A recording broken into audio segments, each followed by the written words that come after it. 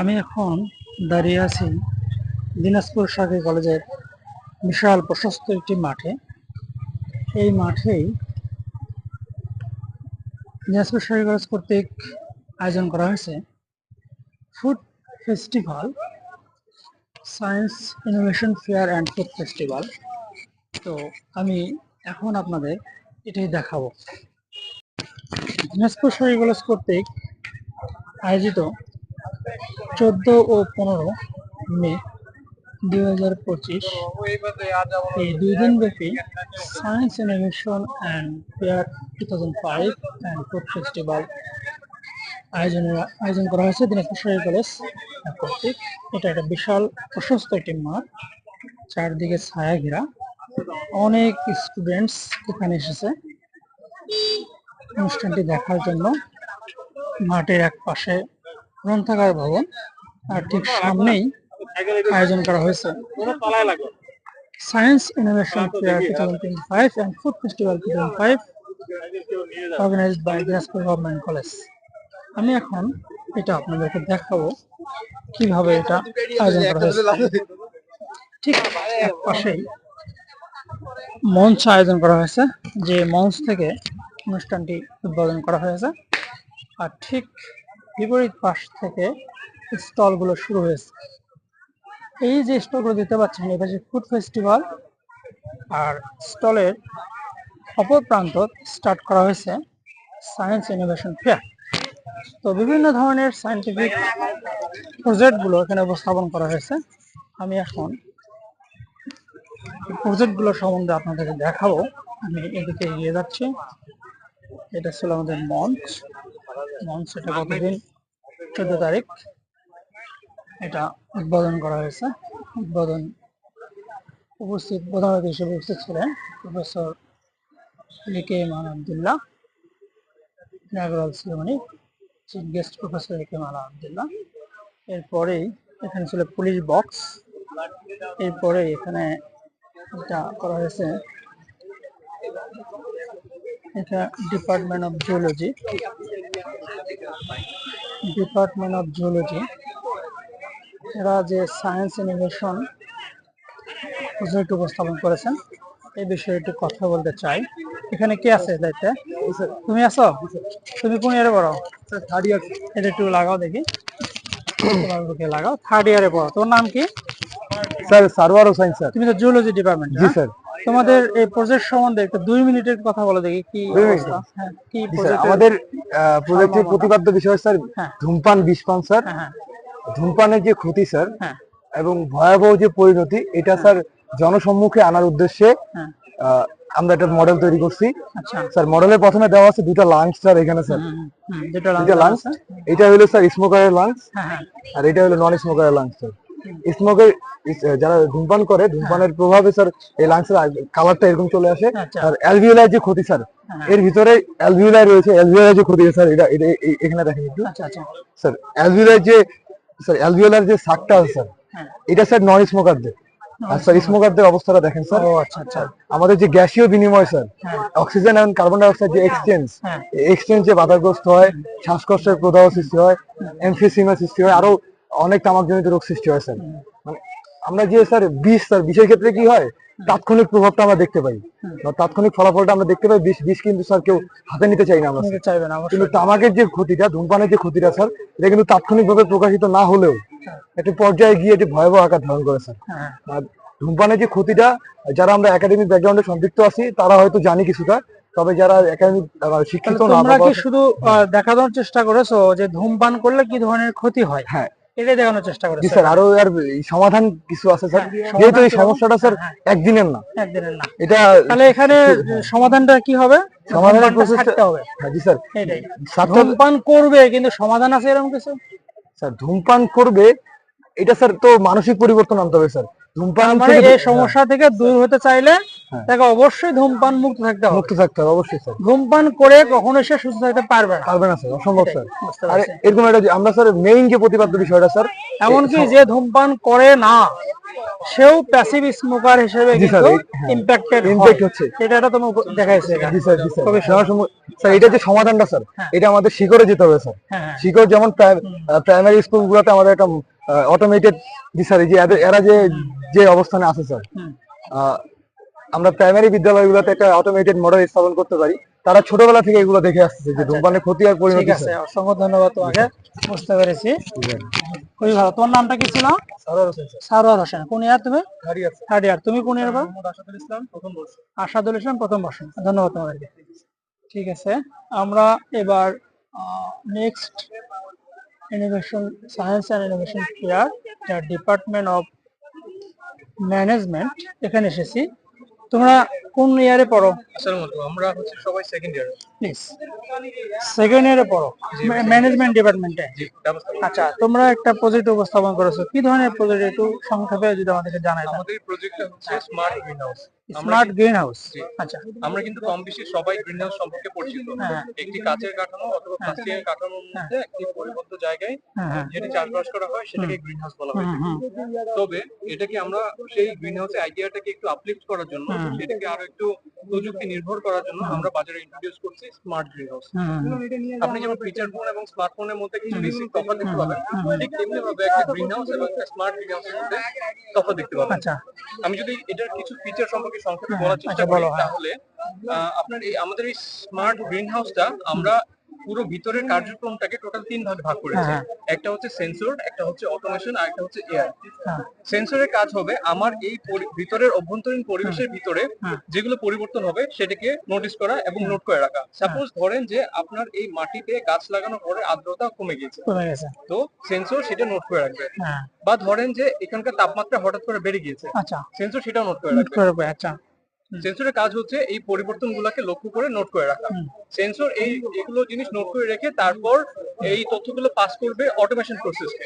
Automation প্রসেসের কাজ হবে সে যে পরিবর্তনগুলো লক্ষ্য করলো সেই পরিবর্তনগুলোকে আবার আগের মতো, আবার আগের স্বাভাবিক পর্যায়ে করে যেতে পারে। যেমন উদাহরণস্বরূপ আমি যেমন বললাম যে মাটির আর্দ্রতা যদি কমে যায়, তখন মাটির আর্দ্রতা কমে গেলে তাহলে পানি দিতে হবে। তাহলে অটোমেশন প্রসেস নির্দিষ্ট পরিমাণ পানি তখনই ইনস্ট্যান্টলি সেখান থেকে পাস করবে, নির্গত করবে এবং মাটিটাকে আবার পূর্বের মতো করে দেবে।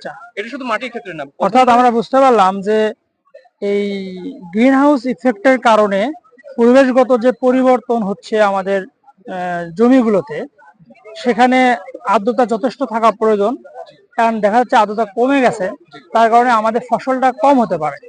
তো তোমাদের এই সেন্সর সেটা জানাই দিবে যে এখানে কমে গেছে, এবং অটোমেশন প্রসেসের মাধ্যমে আবার ঠিক সেই পরিমাণ জল ওখানে দিয়ে আর্দ্রতা সঠিক বজায় রাখবে। এটাই তো মূলত। আচ্ছা, বুঝতে পারছি, ধন্যবাদ তোমাদেরকে। তোমার নাম কি?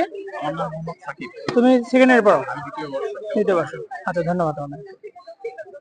আমরা এরপরে আসলাম সায়েন্স এন্ড ইনোভেশন বা department of mathematics. Department mathematics গতকাল কি তোমরা ছিলা? ও, তোমরা আজকে আসছো? আচ্ছা, ঠিক আছে। তো তোমাদের সুন্দর করে সাজিয়েছো ম্যাথমেটিক্স ডিপার্টমেন্টের প্রজেক্টটা। এখানে কে কথা বলবে একটু আমাকে যদি বলতা, এটা একটু প্লেস নিয়ে আমাকে একটু বলো দেখি তোমাদের প্রজেক্ট সম্বন্ধে একটু সংক্ষেপে আলোচনা করো। আমাদের স্যার জিওমেট্রিক্যাল সিটি। হ্যাঁ, এটার মূল কাজ হচ্ছে জিওমেট্রিক্যাল সিটি। আচ্ছা, এই শেপগুলো অনুযায়ী সুন্দর পরিবেশ বান্ধব একটা শহর তৈরি প্রচেষ্টা। আচ্ছা, আচ্ছা। এটা একটা স্যার স্যার আর্কিটেকচার গুলো সুন্দর দেখা যায়, ওই ধরনের একটা। তার মানে একটা শহরে যে বিল্ডিং গুলো, সেগুলো একটা শেপ নিয়ে তোমরা এখানে আলোচনা করেছো। শেপটা কেমন হলে এটা মানে দর্শন প্রিয় হবে এলাকাটা, সেটাই। আচ্ছা, গণিতকে ব্যবহার করে। আচ্ছা, এখানে পিরামিড হসপিটাল তোমরা দিয়েছো। মানে হসপিটাল তো নানান রকমই থাকে, তো যদি সেটা আকর্ষণীয় হয় তাহলে মানুষের মনটা অনেকটা সন্তুষ্ট হয়, তাই না? আমরা একই বিল্ডিং এ থাকি, কিন্তু এটা যে সুন্দর বিল্ডিং থাকে সেখানে থাকার কিন্তু মজাটাই আলাদা। ঠিক সেরকম একটা কিছু করেছো তোমরা, তাই তো? আচ্ছা, হ্যাঁ, এদিকে এটা হচ্ছে স্যার যে কোনো সালের যে কোনো সময়ের আপনি স্যার ওই দিনটা কি ছিল সেটা বের করতে পারবেন। আচ্ছা, আচ্ছা। এটা একটা নমুনা। এখানে একটা শর্ট নোট তোমরা দিয়েছো, হচ্ছে জুন মাসের 15 তারিখ 2005 সাল। হ্যাঁ, ওই দিন কি ছিল স্যার সেটা বের করার একটা প্রক্রিয়া। আচ্ছা, আচ্ছা। এটার জন্য স্যার আপনাকে এই কোডগুলো মনে রাখতে হবে। ইন্টার কোড এই কোডগুলোর উপর ভিত্তি করে আমরা স্যার ওই দিনটা বের করতে পারি। যেমন স্যার এখানে আমাদের আচ্ছা, আমি যদি তোমাকে বলি যে এই বছর 2025 সালের জানুয়ারি মাসে 1 তারিখে কি বার ছিল, তুমি তাহলে বলো দেখি কিভাবে করবা। স্যার এখানে বসাইতে হবে আগে। কিভাবে বসাবো? স্যার এটা হচ্ছে স্যার আপনি কতদিন বললেন? জানুয়ারি মাসে 1 তারিখ। জানুয়ারি মাসে 1 তারিখে 01 বসাইতে হবে। হ্যাঁ হ্যাঁ, এরপরে হচ্ছে এখানে 01 বসাবো। হ্যাঁ, জানুয়ারি মাসে 1 এখানে 01 01 আর হচ্ছে 2025 2025, তারপর 01 এখানে আপনাকে বসাই দিতে হবে। হ্যাঁ 01 আর এখানকার হচ্ছে স্যার 2025 মানে 25 এই 25 আপনাকে এখানে বসাই দিতে হবে। হ্যাঁ হ্যাঁ, এখানে বসিয়ে দিলেন। আর স্যার এগুলো এগুলো স্যার পরিবর্তন হবে। এখানে আপনার 01 থাকবে যেহেতু হ্যাঁ, আপনি হ্যাঁ। জানুয়ারি মাস বলেছেন। আচ্ছা, হ্যাঁ। স্যার 01 এর জন্য 1 এর আচ্ছা। জন্য 1 আসতেছে। হ্যাঁ। তাহলে স্যার এই যে এই জায়গায় আপনাকে 1 বসাতে হবে। 1 বসাতে হবে। আর স্যার আপনি বললেন ও আচ্ছা, 12টা মাসের হ্যাঁ হ্যাঁ কারণ জানুয়ারি মাস বিদায় আমি এখানে 1 বসাবো। জি, স্যার। তাহলে এটা কিসের? এটা হচ্ছে জন্য? স্যার এই যে 20 আছে কোথায় স্যার? এই যে এখানে আছে 6। ও আচ্ছা, এই 20। হ্যাঁ, এই হ্যাঁ, 6 আপনাকে এখানে বসিয়ে দিতে এখানে হবে। 26 বসাবো। আচ্ছা, আর স্যার এখানে যেহেতু আপনার 25 আসছে সে 25 কে আপনাকে 4 দ্বারা ভাগ শেষে দিতে হবে। আচ্ছা তাহলে আমরা জানি যে 25 কে 4 দ্বারা ভাগ দিলে হচ্ছে 6 হ্যাঁ, হ্যাঁ, 24 হ্যাঁ। অবশেষ কিন্তু 1 থাকে। হ্যাঁ একসাথে, এই হ্যাঁ 1 আপনাকে এখানে বসিয়ে দিতে হবে। আচ্ছা আচ্ছা। এরপর আপনাকে এই এই সম্পূর্ণ 05 টা হলো 2025 এর 05 এখানে 25 হবে। 25। হ্যাঁ, যেহেতু এখানে আর 25 রাখছেন। আচ্ছা আচ্ছা, সেহেতু 25 এখানে এর 25 টা বসাবো। আচ্ছা আচ্ছা তারপর স্যার এই 4টায় আপনাকে আচ্ছা, স্যার যোগ করতে হবে। যোগ করতে যেটা আসবে হ্যাঁ, সেটাকে হ্যাঁ। আমরা 7 দ্বারা ভাগ দেব। ভাগ দেবো। ভাগ দেওয়ার পর যেটা স্যার অবশেষ আসবে হুম। সেটা এই কোডে বসিয়ে দিতে হবে। আচ্ছা, এই কোডে বসিয়ে যদি দেবো। স্যার 2 আসে, হ্যাঁ। 2 আসে তাহলে স্যার মানডে সোমবার তাহলে ছিল। 4 আসছে বিধায় হ্যাঁ, অবশিষ্ট যেটা আসবে হ্যাঁ ওইটা সেটা ওয়েডনেসডে হলো। জি স্যার। আচ্ছা, আর এটা এটার কোনো কাজ এটা কোনো কাজ আমাদের নাই। ভাগশেষ নেই। আচ্ছা, বুঝতে পারছি। আচ্ছা আচ্ছা, অনেক সুন্দর একটা সিস্টেম। এটা কি তোমাদের কি দেখাচ্ছে এখানে? নামতা স্যার। এটা হচ্ছে 8 এর নামতা। এটা যদি আমরা ঘুরাই ও, তাহলে অনেক ধরনের নামতা গুলো আমরা এখানে পাবো ওটা ঘুরালে, তাই না? স্যার এটা হচ্ছে আচ্ছা আচ্ছা, হ্যাঁ ভাবে আমরা শিখতে পারি। হ্যাঁ এটা যদি আমরা রাউন্ড লেভেল করি হ্যাঁ তাহলে হ্যাঁ এটা 9 সংখ্যায় গেল। হ্যাঁ 9 এর নাম। হ্যাঁ হ্যাঁ। এটা যদি আরেকটু ও আচ্ছা, 9 এর ঘরে নামতা হয়ে গেল, এবার 10 এর ঘরে নামতা হয়ে গেল। বুঝতে পারছি বুঝতে পারছি, অনেক সুন্দর, খুবই সুন্দর, ধন্যবাদ তোমাদেরকে। আচ্ছা, আমি এখন আসছি department of philosophy. Department of philosophy. এবার আমি তোমাদের সাথে একটু কথা বলতে চাই। কথা বলার কেউ আছো এখানে? হ্যাঁ বলেন। আচ্ছা, তোমরা একটু পরিচয়টা আমাকে একটু দাও। আমার নাম মোহাম্মদ ইমনুর রহমান ইমন। আমি হচ্ছে দর্শন ডিপার্টমেন্ট থেকে প্রথম বর্ষের ছাত্র। আচ্ছা, ঠিক আছে। তোমাদের প্রজেক্টটা দেখতে পাচ্ছি, একটু যদি সংক্ষেপে একটু আলোচনা করতে। আচ্ছা, আমাদের প্রজেক্টের নাম হচ্ছে পরিবেশের ভারসাম্য রক্ষায় পরিষ্কার পরিচ্ছন্নতার ভূমিকা। এজন্য আমরা হচ্ছে একইভাবে দুটো হচ্ছে গ্রাম বা শহর যেটাই বলতে পারেন এটার হচ্ছে পরিবেশ রাখছি, যেখানে একটাতে দেওয়ার রয়েছে এদিকে দেওয়া রয়েছে অপরিষ্কার অবস্থায়। পরিষ্কার পরিচ্ছন্ন যখন না থাকে তখন আমাদের পরিবেশ ভারসাম্যহীন অবস্থায় থাকে, বিশৃঙ্খল অবস্থার সৃষ্টি হয়। আর যখন আমরা হচ্ছে পরিষ্কার পরিচ্ছন্ন রাখতেছি তখন আমাদের পরিষ্কার পরিচ্ছন্ন অবস্থার কারণে আমাদের পরিবেশের ভারসাম্য রক্ষা পাচ্ছে এবং সুস্থ একটা পরিবেশ তৈরি হচ্ছে। এটাই ছিল আমাদের। কি ধরনের ভারসাম্য রক্ষা পাচ্ছে? কি ধরনের ভারসাম্য রক্ষা পাচ্ছে? তাহলে তো আমাকে বিস্তারিত বলতে হবে। একটু বলো। হ্যাঁ, যেমন আমাদের বাড়ির আঙিনায় আশেপাশে রাস্তাঘাটে আমরা ময়লা আবর্জনা ফেলার এটা কারণে হলো অপরিষ্কার। আচ্ছা, অপরিষ্কার থাকতেছে, যেগুলোর কারণে হচ্ছে আমাদের অনেক সময় দুর্ঘটনা ঘটে রাস্তায়।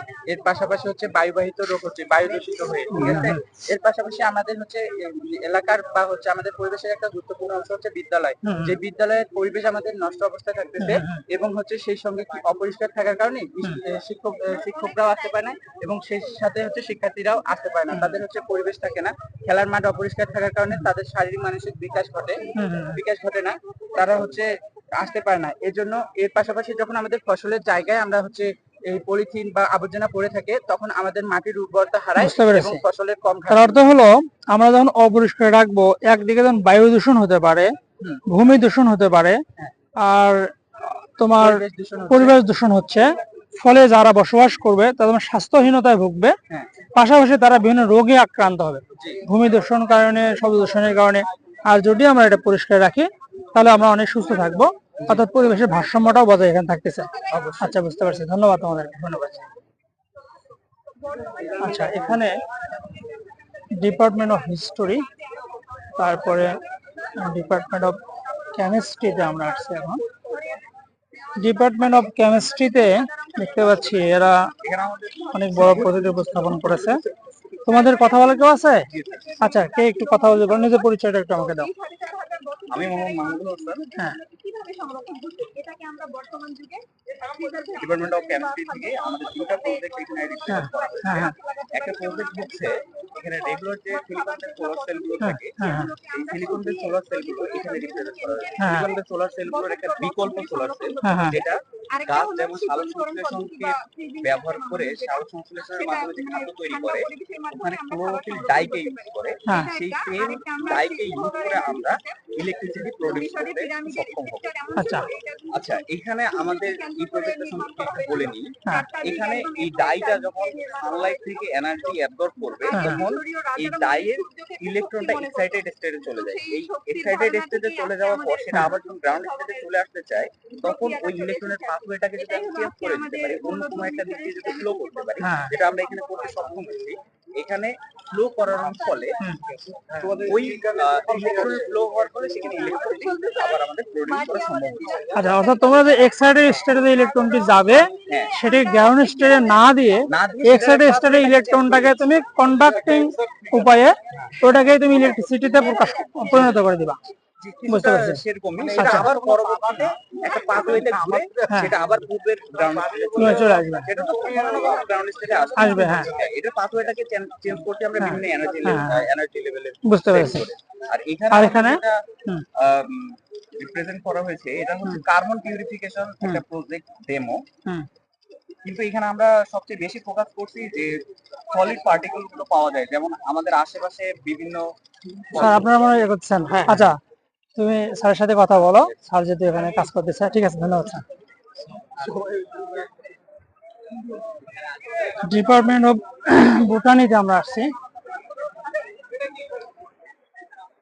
ডিপার্টমেন্ট অফ বোটানি, তোমাকে কথা বলবো, একটু বলো তো আমাকে নিজের পরিচয়টা দিয়ে তোমাদের প্রজেক্ট সম্বন্ধে একটু আমাকে সংক্ষেপে বলো। আমার নাম হচ্ছে মোহাম্মদ লিমন রহমান। হ্যাঁ। শিক্ষাবর্ষ 23-24 ডিপার্টমেন্ট অফ বোটানি। হ্যাঁ। আজকে আমরা যে প্রজেক্টটা নিয়েছি সেটা হচ্ছে smart irrigation system. Smart smart irrigation irrigation system. আচ্ছা, হ্যাঁ। এর আমরা একটা প্রতীকও নাম দিয়েছি, মানে প্রতীকী নামও দিয়েছি, সেটা হচ্ছে গাছ কথা বলে। হুম। এই জন্য আমরা প্রথমে হচ্ছে একটা সয়েল মাস্টার সেন্সর, এটা হচ্ছে রিসিভার, আরডুইনো ন্যানো, ব্রেডবোর্ড আর কিছু ইলেকট্রিক যন্ত্র, আর হচ্ছে মানে ডেমো মডেল কিন্তু পুরো, আর হচ্ছে পাম্প। তো এখানে হচ্ছে সয়েল মাস্টার সেন্সরটা আমরা যখন গাছের নিচে লাগানো থাকবে মাটিতে, তখন এখানে মানে সয়েল মাস্টার সেন্সর মাটিটা ভেজা না শুকনো সেখান থেকে এখানে তথ্য পাঠাবে। আচ্ছা। মাটিটা হচ্ছে শুকনো হয় সেখানে একটা তথ্য পাবে এবং এই বাতিটি জ্বলে উঠবে। আচ্ছা। অটোমেটিক ভাবে এখান থেকে আরেকটা সেন্সর পাম্পে কানেক্ট করা হবে। আচ্ছা, ভিজা, এখন বিষয়টা হলো যে এর মাটিটাতে ভিজা তোমাকে সেন্সরে পাঠালো, সে কতটুকু ভিজা সেটা কি পাঠাতে পারবে? সেটা হচ্ছে আমাদের এখানে কোড ঠিক করা আছে। হ্যাঁ। যে ভার্সন আছে কোডের অ্যাড্রুইনো 1.8.16, এই ভার্সন, এই সফটওয়্যারে গেলে আপনি কোডের 350 থেকে 450 এর মধ্যে এটা আপনি দেখতে পাবেন যে এটা এই মানটার মধ্যে আর্দ্রতাটা কত পার্সেন্ট আর্দ্রতা? আচ্ছা, পার্সেন্টেজটা বোঝা যাবে। আচ্ছা, সেই অনুযায়ী এখানে আপনার কাজ হবে। আচ্ছা। এরপর যখন পাম্প চালু হয়ে মাটিটা আবার ভিজে যাবে তখন আবার এই সেন্সর হচ্ছে আবার মানে মাটিটা পরীক্ষা করবে, দেখবে মাটিটা পর্যাপ্ত পরিমাণে ভিজে গেছে, তখন আবার একটা সিগন্যাল পাঠাবে এবং সিগন্যাল পাওয়ার পর পাম্পটা অটোমেটিক বন্ধ হয়ে যাবে। আচ্ছা আচ্ছা, এটা বুঝতে পারছি। তার মানে এটা আর্দ্রতা সেন্সরের মাধ্যমে বুঝে পাম্পটা অটোমেটিক চালু হবে, অটোমেটিক অফ হবে, এটাই হলো মূলত। আর এটা সুবিধা হচ্ছে হ্যাঁ, সুবিধা কি? ধরেন আপনি বাসা থেকে কয়েকদিনের জন্য বাইরে গেছেন, গেলাম, কোথাও গেছেন না কোথাও গেছেন, আপনার বাসায় কতগুলো প্ল্যান্ট আছে, আপনি কি করবেন, আপনি ওই আপনার কাছে যে মোবাইল আছে সেখানে এই সেন্সরের সাথে এই সফটওয়্যারের মাধ্যমে কানেক্ট করা থাকে, তখন আপনি মোবাইল থেকে কন্ট্রোল করতে পারবেন যে আপনি যে সিগন্যালটা পাবেন সেই অনুযায়ী এটা আপনার খালি মোবাইলের ওই সফটওয়্যারটা অন রাখতে। বুঝতে পারছি। তার মানে আমরা অনেক সময় বাসার ছাদে অনেক রকম গাছ লাগাই, তো হয়তো কোথাও ট্যুরে যাওয়া হলো, তো বাসা তো আমি কাউকে দিয়ে দিতে পারি না, হয়তো তালা লেগে চলে গেলাম, গাছগুলো তো মরে যেতে পারে পানির অভাবে, সেক্ষেত্রে আমার এই যন্ত্রটি স্মার্ট ইরিগেশন সিস্টেম কাজে লাগবে। শুধু বাসার ক্ষেত্রেই না, আমরা অন্যান্য ক্ষেত্রেও করা যাবে, এক্ষেত্রে বেশি কাজে লাগবে। আচ্ছা, ধন্যবাদ। আসসালাম। এটা ডিপার্টমেন্ট অফ ফিজিক্স ডিপার্টমেন্ট, সামনে যাও। ফিজিক্স ডিপার্টমেন্টে আমরা আসছি, এরাও একটা প্রজেক্ট এখানে উপস্থাপন করেছে। এরা প্রজেক্টের নাম দিয়েছে গ্রিন এনার্জি ক্যাম্পাস, এবং এখানে তারা একটা ডেমো সায়েন্স বিল্ডিং দেখিয়েছে যেটা সোলার সেল বাস্তবায়ন করেছে এবং কি ধরনের সুবিধাগুলো পাওয়া যাবে সেগুলো উল্লেখ করেছে। সংক্ষেপে যদি আমাকে একটু বলতাম, তোমার পরিচয়টা দিয়ে আমাকে বলো। আমার নাম বিরুজ চন্দ্র রায়, আমি দিনাজপুর সরকারি কলেজ পদার্থ বিজ্ঞান বিভাগের 2য় বর্ষের শিক্ষার্থী। আমাদের এই প্রজেক্টের নাম হচ্ছে গ্রিন এনার্জি ক্যাম্পাস। আমাদের এই এটার প্রত্যেকটার কাজ হচ্ছে যে আমাদের দিনাজপুর সরকারি কলেজের অনেক বিল্ডিং, এই বিল্ডিং এর ছাদগুলো একবারে অসচ্ছল ভাবে পড়ে থাকে। তো এই ছাদগুলোকে কাজে লাগানোর জন্য আমরা ছাদের উপর সোলার প্যানেল স্থাপন করার মাধ্যমে নিট মিটারিং সিস্টেমের মাধ্যমে বিদ্যুৎ উৎপাদন করব, যা আমাদের ক্যাম্পাসের চাহিদা পূরণের মাধ্যমে পূরণ করার পরেও জাতীয় গ্রিডে যুক্ত হবে। নিট মিটারিং সিস্টেম হওয়ার কারণে আমাদের তেমন খরচ হবে না, আচ্ছা, আমাদের ব্যয়বহুল হবে না। তার মানে বুঝতে পারলাম যে আমাদের যে সোলার সেল থেকে যে ইলেকট্রিসিটি উৎপাদন হবে তার সম্পূর্ণটাই আমাদের কাজে লাগিয়ে আবার সারপ্লাস ইলেকট্রিসিটি যেটা হবে সেগুলো তো সাধারণত নষ্ট হয়ে থাকে। তো সেটা যদি আমরা এই নিট মিটারিং সিস্টেমের মাধ্যমে যদি আবার গ্রিডে সেল করতে পারি, তাহলে একদিকে যেমন আমাদের প্রয়োজনীয়তা মিটবে, অন্যদিকে আমরা এটা সেল করে আমাদের যে ইনভেস্ট করেছি সেটা রিকভার করতে পারবো। এটা তো মূলত নাকি? আচ্ছা, ঠিক আছে, ধন্যবাদ। আমরা এবার ডিপার্টমেন্ট অফ ইকোনমিক্স এখানে আসছি। তোমাদের ডিপার্টমেন্ট অফ ইকোনমিক্সে কেউ আসো? কথা বলা কেউ আছে? এখানে একটা প্রজেক্ট উপস্থাপন করেছে। তোমাদের প্রজেক্ট নাম কি? Green farming through hybrid energy. এখানে কেউ একটু যদি কথা বলতা।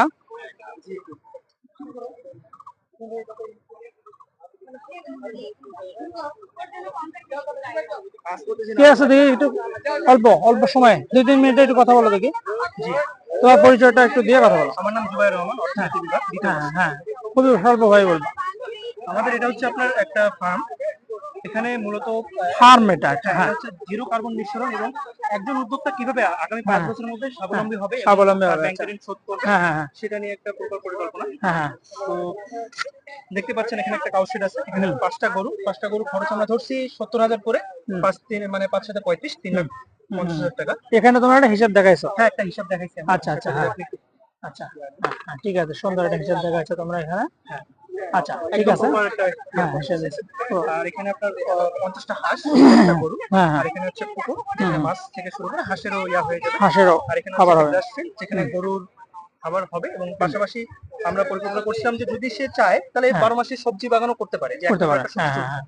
আর এটা হচ্ছে আপনার পাওয়ার হাউস, এখানে হচ্ছে সোলার, এটা হচ্ছে আমাদের আপাতত। আচ্ছা, ঠিক আছে, অসংখ্য ধন্যবাদ। এরপরে এই পর্যন্ত ছিল আমাদের সায়েন্স ইনোভেশন ফেয়ার। এরপরে ডিপার্টমেন্ট সোশিওলজি। একটু কথা বলা যাবে? এখানে সবাই সায়েন্স প্রজেক্ট উপস্থাপন করেছে। আপনারা দেখতে পাচ্ছি যে কিছু কাপড় নিয়ে এসেছেন। আপনারা আসলে মূলত কি কাজ করছেন এখানে, একটু যদি আমাকে বলতেন। এটা একটু নেবেন প্লিজ। আমরা হলো আয়বর্ধ কর্মসূচির মাধ্যমে, আপনার পরিচয়টা একটু দেন আমাকে। আমি হলো সতুয়া পাল, সমাজবিজ্ঞান বিভাগ, চতুর্থ বর্ষ। আমাদের আসলে কর্মসূচি আয়বর্ধ কর্মসূচি। এই কর্মসূচির মাধ্যমে আমরা নিজেকে স্বাবলম্বী করার, মানে স্টুডেন্ট লাইফে আমাদের বেকারত্ব, মানে টাকা পয়সার একটা তো সমস্যা দেখাই যায়। হ্যাঁ, অনেক কি পরিমাণ আমাদের বাসা থেকে ওই পরিমাণ টাকা আমাদের সম্ভব না নেওয়া। আমরা ছোট ছোট জিনিস, হাতের কাজের মাধ্যমে এইসব জিনিস বানিয়ে এই ছোট ছোট মেলা বা বিভিন্ন প্রোগ্রামে আমরা এগুলো বিক্রি করে নিজেকে স্বাবলম্বী করার চেষ্টা করি। তার মানে আপনারা কি নিজেরা এটা হাতে বানিয়েছেন? হ্যাঁ, আমাদের কিছু ড্রেস আছে আপনার কেনা। কোন জিনিসগুলো হাতে বানিয়েছেন? এই যে যেমন এই চুড়িগুলো। আচ্ছা, চুড়িগুলো। চুড়িগুলো আমরা এটা সব হ্যান্ডমেড। তারপরে আপনার এই যে ব্রেসলেট গুলো, আচ্ছা, তারপরে বুকমার্ক, তারপরে আপনার ছোট বাচ্চার জামার কলার, এগুলো সব আমাদের ড্রেসের আপনার কালেকশন, যেগুলো হাতে কিছু ডিজাইন করেছেন। বেশিরভাগই হলো আমাদের হাতের কাজের, খুব কম হলো আমাদের কেনা। বুঝতে পারছি। তার মানে আপনারা বোঝাতে চেয়েছেন এখানে যে স্টুডেন্ট যারা অনেকেই নিডি ফ্যামিলির আছে, তারা ইচ্ছে করলে নিজেরা কিছু তৈরি করে নিজেকে স্বাবলম্বী করে পড়াশোনার খরচটা চালিয়ে নিতে পারবে, অর্থাৎ অন্যদেরকে উৎসাহিত করেছেন এর মাধ্যমে। ধন্যবাদ। আমরা এরপর আসলাম ডিপার্টমেন্ট অফ অ্যাকাউন্ট